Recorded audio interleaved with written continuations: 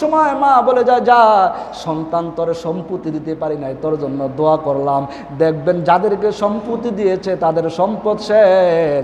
যেই সন্তানের মাথায় হাত বুলে দিয়েছে এই সন্তান বড় হয়েছে, আছে না না? কিচ্ছু নাই, কিন্তু এই সন্তান এখন বড় ধনী। কিন্তু সন্তানের কারণে মা বাবা গোরস্থানে থাইকেও গালি খায়, এমন সন্তান আছে না নাই? মরা মানুষরাও গালি দেয়, এরকম আছে না নাই? কেমন সন্তান, কেমন সন্তান, কেমন সন্তান। এবার রসুলের কানে চলে গেল, ইয়া রাসূলুল্লাহ, আপনার আলকামার জবান দিয়া কি আসে না? কালিমা।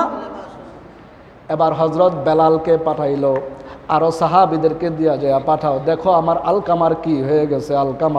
আলকামাকে যাইয়া তোমরা তালকিন দেও। এবার আলকামাকে সব কিছুর তালকিন দেয়, কিন্তু আলকামার জবান দিয়া সব কথা স্বাভাবিক বলতে পারে, কিন্তু আলকামার জবান দিয়া লা ইলাহা ইল্লাল্লাহ মুহাম্মাদুর রাসূলুল্লাহ আসবে না। এই জন্য দোস্ত, তুমি যদি ভালো কাজ করো, কবরের মধ্যে যাওয়ার পরে তোমার কি করতে হবে না, ওই 3টা প্রশ্নের জবাব অটোমেটিক চলে আসবে। কিন্তু যদি তুমি খারাপ কাজ করো, জবান দিয়া কি করবে না, ওই প্রশ্ন তোমার আসবে না। হাসরের ময়দানে আল্লাহ পাক রব্বুল আলামিন তো তোমার জবানের কথা স্বীকৃতি দিবে না। তোমার জবানটা তখন বদ্ধ হয়ে যাবে, তোমার অঙ্গ প্রত্যঙ্গগুলা অটোমেটিক খুলে যাবে। হাত বলবে আমি চুরি করছি, মাথায় বলবে আমি দিমাগ খাটাইছি, পা বলবে আমি হাইটা গেছি, বলবে কি বলবে না? আপনি যাদেরকে আপন ভাবেন, নিজের অঙ্গ প্রত্যঙ্গ আপন না, বাকি তো দূরের কথা। চিল্লায় বলেন ঠিক কিনা? এ দুনিয়ার মুসলমান, আলকামার কাছে হযরতে বেলাল আসে। এবার আলকামা ডাক দিয়া বলতেছে, বেলাল ডাক দিয়া বলতেছে, হে আলকামা, তুমি পড়ো লা ইলাহা ইল্লাল্লাহ। কিন্তু আলকামা যখন লা ইলাহা ইল্লাল্লাহ বলতে চায়, তার জবান দিয়া কিন্তু আসে না, তার জবান দিয়ে আসে না, তার জবান দিয়ে আসে না। এবার পয়গম্বরের কাছে বোঝানো হলো, ও পয়গম্বর, আপনার সাহাবী বড় ভালো মানুষ ছিল, তাহাজ্জুদ গুজার ছিল, বড় আবেদ ছিল, বড় ইবাদত ওয়ালা ছিল, কেন আলকামার জবান দিয়া কালিমা আসতেছে না? এবার আলকামার মাকে খবর দাও, আলকামার মাকে তুমি খবর দাও। আলকামার মা যদি বৃদ্ধ হয়ে গেছে, ইচ্ছা করলে সে আমার কাছে আসতে পারে, অথবা আমি তার কাছে যাইতে পারি। আল্লাহর রসুল এইটাই শিখাইতেছেন। আল্লাহর নবী নিজে বলতেছেন, আলকামার মা সে বৃদ্ধ, যদি সে আসুক, আর না হলে আমি বৃদ্ধ মার কাছে যাইব। এটা হলো নবীর চরিত্র। বিশ্ব নবী নিজে বলতেছেন আলকামার মার কাছে যাইব। কিন্তু আমরা বলি, ও উস্তাজি হুন্না যান, ও মিয়া সাহেব শুন্না যান, এটা কি আদব? আপনি মারে ডাক দেন, ও মা হুন্না যাও না, তুমি মার কাছে যাওয়া। এ মা, আমার কথাটা তুমি শোনো, মার কাছে যাওয়া। মাকে এরকম ভাবে ডাক দাও না, শুধু ডাকই দেয় না, তুই আমার কথা শুনতি না। এরকম আচরণ করনেওয়ালা আছে না নাই? মনে হয় নাই? সব আল্লাহ ওয়ালি নাই? এ দুনিয়ার মুসলমান, মায়ের সামনে উফ শব্দ করা যাবে না। কে বলেছে? জোরে ডাক দেন, কে? ওয়ালা তাকুল্লাহুমা উফ। এটা কার শব্দ? আল্লাহ নিজেই বলতেছে উফ। এখন তো বাংলা হয়ে গেছে, আমরা ব্যথা পেলে কি কই? এই উফ শব্দ করা যাবে না, এমন ব্যবহার করবা না যেই ব্যবহারের কারণে মা উফ শব্দ বলে। মা যদি উফ শব্দ বলে তাহলে তোর জন্য জাহান্নাম। এই জন্য কবি বলেন, খেদমতে মা দর পে দর কুন সুবহে শাম, তাকে বাসি দর্দে আলম নেকে নাম। খেদমতে মা দর পে দর কুন ইখতিয়ার, তাকে বাসি দর্দে আলম বখতিয়ার। যেই সন্তানটার উপর মা বাবার দোয়া আছে, ওই সন্তান দুনিয়ার মধ্যে কোনোদিনও ঠগে। এর বাস্তব প্রমাণ আছে, হাজার হাজার প্রমাণ আছে, লক্ষ লক্ষ প্রমাণ আছে। এমন প্রমাণ আছে আপনি কল্পনাও করতে পারবেন না। আলকামার কাছে যাইয়া রসুল আমার যাইয়া দেখতেছে, আলকামার কাছে যাইয়া বলতেছে, ও আলকামার মা, তোমার আলকামা কেন এরকম কষ্টের মধ্যে আছে? আলকামার ওপর কি আপনি সন্তুষ্ট না? কয় না, আমি আলকামার ওপর সন্তুষ্ট না। কয় কেন? কয় আলকামা যখন বিবাহ করলো, নতুন সুন্দর বউ করে নিয়ে আসলো, সে এখন আর আমাকে আগের মতো কি করতে পারে না। এমন আমাদের সমাজের মধ্যে আছে, যখন পুত্রবধূ ঘরের মধ্যে আসে তখন আর শ্বশুর শাশুড়িকে ভালো লাগে না, বলে যে তুমি যদি থাকতে আমারে নিয়ে থাকতে চাও তাহলে আলাদা করো। কি করো? আছে না নাই? পুত্রবধূ এবং আপনার মেয়েটা আরেক জায়গায় বিয়ে দিয়েছেন, ওই মেয়েটা আপনাকে ভালো রাখতে চান, তাহলে নিজের পুত্রবধূর সাথে শ্বশুররাও ভালো ব্যবহার, না হইলে দেখবেন আপনি এইখানটা জ্বালাইবেন, আপনার মেয়ে সেখানে জ্বলবে। চিল্লায় বলেন ঠিক কিনা? কিন্তু আপনি পুত্রবধূকে মনে করেন কাজের বুয়া, নিজের মেয়েরা যদি মনে করেন না কাজের বুয়া। কোনোদিন এরকম কয়, মা দেখছি পুত্রবধূরের চেহারাই দেখতে পারে না, পুত্রবধূ খাইছে কিনা খবরই নেয় না, কিন্তু যখন মাইয়া আসে 1 সপ্তাহ আগের থেকে ফ্রিজের মধ্যে রান্না বান্না করে গুছায় রাখছে। না না দোস্ত না, জৈসা করেগা ওইসাই মিলেগা। তুমি যেরকম আচরণ করবো আল্লাহ তাআলা তোমার সাথে এরকম মুআমালা। এবং আল্লাহর রসুলের সাহাবীদের কাছে এ দুনিয়ার মুসলমান বেলাল যাইতেছে, পয়গম্বর সামনে দেয়া বলতেছে, আলকামার মা তোমার সন্তান তোমার সাথে কি খারাপ আচরণ করছে। কয় ইয়া রাসূলুল্লাহ। আলকামার মা ডাক দেয়া বলতেছে, নবী গো, আলকামা যখন পুত্রবধূ নিয়ে আসছে সে আমার সাথে কোনোদিনও ভালো ব্যবহার করে নাই। এবার আলকামার মা ডাক দেয়া বলে, ইয়া রাসূলুল্লাহ, আপনি আমার সন্তানকে কালিমা পড়ান, কিন্তু রসুল নিজে পড়ায়। এ আলকামা তুমি পড়ো লা ইলাহা ইল্লাল্লাহ। আলকামার জবান দিয়া লা ইলাহা ইল্লাল্লাহ তাও পড়াইতেছে কেডায়? রসুল নিজে পড়াইতেছে। আল্লাহু আকবার। বিশ্বনবী বলেন, আলকামা তুমি বলো লা ইলাহা ইল্লাল্লাহ।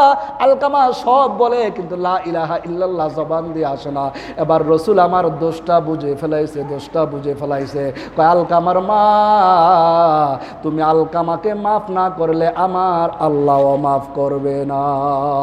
এই জন্য দোস্ত আলকামার মা এবার ডাক দিয়া বলে, ও নবী, আমি আলকামাকে মাফ করতে পারবো না। এবার আলকামার মা যখন এই কথা বলছে, বিশ্বনবী বেলালকে ডাক দিয়া বলে, ও বেলাল, লাকড়ি নিয়ে আসো। অনেকগুলা লাকড়ি একত্রিত করো। কিগুলা?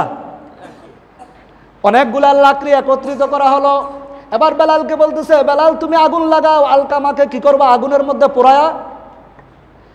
মা যত পাষাণ হোক সন্তানের কষ্ট সহ্য করতে পারে, কিন্তু ওই বগুড়ার যে সন্তানটা যখন মায়ের গলার মধ্যে চাপ দিয়ে ধরছে, মা বলেছিল, সন্তান আমাকে ছেড়ে দে, আল্লাহর আরশ কেঁপে যাবে, আমাকে মারিস না। সন্তানটা ছাড়ে নাই, মাকে ফ্রিজিং করছে। কি করছে? ও মুসলমান, এই জন্য সন্তানকে আদবওয়ালা বানাও, আদবওয়ালা বানাও। এবার আলকামাকে যখন আগুনের মধ্যে ফালানোর জন্য লাকড়ি দিয়ে আগুন ধরাই দিছে, এবার বলতেছে, ইয়া রাসূলুল্লাহ, আপনি কি করেন? কয়, তুমি যদি তোমার সন্তানটাকে মাফ না করো, এই সন্তানটা তো জাহান্নামে যাইব। তুমি কি চাও জাহান্নামে যাইতে? জাহান্নামে তো আগুনে জ্বলবে। দুনিয়ার আগুন দিয়া পোড়াই দিলে তো শেষ, কিন্তু জাহান্নামের আগুন যদি একবার লাগে আর নিভবে না। মা দুঃখিনী ডাক দিয়া কয়, ও পয়গম্বর, আমি আমার আলকামার আগুন আমি সহ্য করতে পারি না। এই জন্য মা যখন গর্ভে ধারণ করে ডাক্তারকে বলে, ডাক্তার আমার সন্তানকে দুনিয়ার আলো দেখাও। আমি দুনিয়ার আলো অনেক দেখেছি, অনেক দেখেছি, আর দেখতে চাই না। আলকামার মা ডাক দিয়ে বলে, পয়গম্বর, আমার সন্তান আমাকে যতই কষ্ট দিয়েছে আমি মাফ করে দিলাম। এবার আলকামার জবান দিয়া অটোমেটিক জারি হয়ে গেল, লা ইলাহা ইল্লাল্লাহু মুহাম্মাদুর রাসূলুল্লাহ। এবার পয়গম্বর কিছুক্ষণ পরেই তার রূহটা চলে গেল। যদি ঈমান নিয়ে যদি না পড়তো, তাহলে তার জন্য জাহান্নাম না জান্নাত ছিল? এই মা মাফ করে দেওয়ার কারণে জান্নাত হয়েছে। পয়গম্বর আমার জানাজা পড়ায়া আল্লাহর কাছে দোয়া করে দিছে, আল্লাহ তুমি আমার আলকামাকে জাহান্নামের আগুনে ফেলায়ও না। তার মা বাবা তাকে মাফ করে দিয়েছে। এরে দোস্ত, এরে বুজুর্গ, এ পর্দার আড়ালের মা, খবরদার খবরদার, শ্বশুর শাশুড়ি, স্বামী, বড় আত্মীয় স্বজন যারা আছে তাদের সাথে, মুরব্বীদের সাথে কোনো সময় খারাপ আচরণ করব না। আমার ছোট ছোট ভাইয়েরা, সোনামণিরা, কি মনিরা, হুজুরে ডাক দিলে আগের থেকে পলায়, ওদিক দেখো হুজুরে কাম করাইবো। হুজুরে কে নিজের কাম করাইছে? আপনাদের এখানে 2 বছর হইতে যাইছে, কোনোদিনও কইছি আমার জামাটা ধুয়ে দাও? হ্যাঁ, আগে আমরা দৌড় পরে যাইতাম, হুজুর কি লেগে ডাক দিছেন? এখন পোলাপেন আগের থেকে পলায় যে আমরা গেলে হুজুরে ডাক দিব। এই আদব। মুরব্বীরা ডাক দিলে কেউ যদি কয়, এই এদিকে আসো শুনে যাও, কয় না কাকায় মনে হয় আমরা দিয়া কোনো কাম করাইবা, আগের থেকে পলায়। হ্যাঁ, আহা, বড় আফসুস, বড় আফসুস, বড় আফসুস, বড় আফসুস। এখন সোনামণি তো কম জানা, সোনামণি করলে তো আবার বাইরে লেগে যাবো আমি। এই জন্য কেমন কেমন কেমন, কিন্তু আমাদের সোনামণিরা, আমরা এদিক দিয়ে নামাজ পড়ি, পিছন দা মিষ্টি খায়। আমরা এখান থেকে নামাজ পড়ি, আর কি খায়? নামাজ তুই মিষ্টি খায়, ওই দিন ক্যামেরা দিয়ে রাখছি সব উঠছে। এই হইল নামাজ। ছোট না, ছোটটি হইলে তো বুঝতে দিতাম, কিন্তু বড়গুলা এই কেমন সন্তান! এই সন্তানের কারণে আল্লাহর কাছে, মা বাবার কাছে কিয়ামতের ময়দানে জবাব দিতে হবে কি হবে না?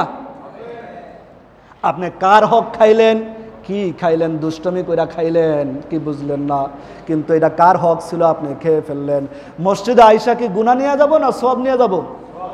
এই জন্য নবী বলেছে, কেউ নামাজ নিয়ে ঘর থেকে মসজিদ থেকে বের হয় পাপ নিয়ে, কেউ নামাজ নেওয়া সওয়াব নিয়ে বের হয় 10%, কেউ 50%, কেউ 100%, কেউ 1000%, যারটা অ্যাকুরেট হয় 1000%। আস্তে আস্তে কমে, কিন্তু অনেক মানুষ দেখবেন মসজিদ থেকে নামাজ পড়ে আরো লানত নিয়ে ঘরে যায়। কিন্তু এমন কিছু কাজ কইরো না যেটা সমাজের মধ্যে তোমার জন্য চুনকালি হয়। এই জন্য দোস্ত, তোমার পায়ে ধরে বলি, সমাজের মধ্যে এমন কাজ করা যাবে না যার কারণে আমার মা বাবা অন্যের কাছে লজ্জিত, জোরে হয় লজ্জিত। এই সন্তানেরা এমন কাজ করব না। তোমরা আমার ভাই, তোমরা আমার বন্ধু, তোমাদেরকে কোলে নিতে আমি কি করি না, নিষেধ করি না। এই জন্য যুবকরা, তোমরা যখন বলো আমি তোমাদের সাথে তৈরি আছি, কিন্তু এমন কাজ করো না যেটা মা বাবার কান দেয় ঈশা বলে যে এই লোকটা কি করছে, চুরি কয় না, চোরের পোলা, চোরের পোলা যাতে না কয়, কইব নি আমি? এমন পোলা যদি হয় তাহলে ওই যে সাদের মতো মারে গলার টিপা ধরার জন্য 500 টাকার লেগা, কয় টাকার লেগা? 500 টাকার লেগে সাদে তার মারে গলার দইরা মাইরা ফ্রিজিং কইরা বলতেছে আমার মারে ডাকাইতরা কি করছে, মাইরা লাইছে। কিন্তু আল্লাহ কয় না, তুই যতই কৌশল করস সবচাইতে বড় কৌশলের মালিক কে? জোরে জোরে জোরে কে? আল্লাহ ওইটাই কয়, ওয়া মাকারু ওয়া মাকারাল্লাহ ওয়াল্লাহু খায়রুল মাকিরিন। তুমি যত চক্রান্ত করো আল্লাহর কাছে ফেল ফেল ফেল না। এই জন্য মা বাবার সামনে জোরে উচ্চ আওয়াজে কথা বলবো দোস্ত, তোমার জন্য এটাই। খালি মা বাবা খালি খুশি থাকুক, দেখবা দুনিয়ার মধ্যে তুমি চমকায় গেছো, যেখানে হাত দিবে সেখানেই বরকত। কিন্তু মা বাবা যদি অসন্তুষ্ট থাকে, তুমি কাবা শরীফের ইমাম হইলেও জাহান্নামী। চিল্লায় বলেন ঠিক কিনা? কোনো লাভ নাই, কোনো লাভ নাই, কোনো লাভ নাই। আল্লাহ পাক আমাদের সবাইকে বুঝা এবং আমল করার তৌফিক দান করুক। যারা সুন্নতে মুআক্কাদা পড়েনি, যারা সুন্নতে মুআক্কাদা পড়ে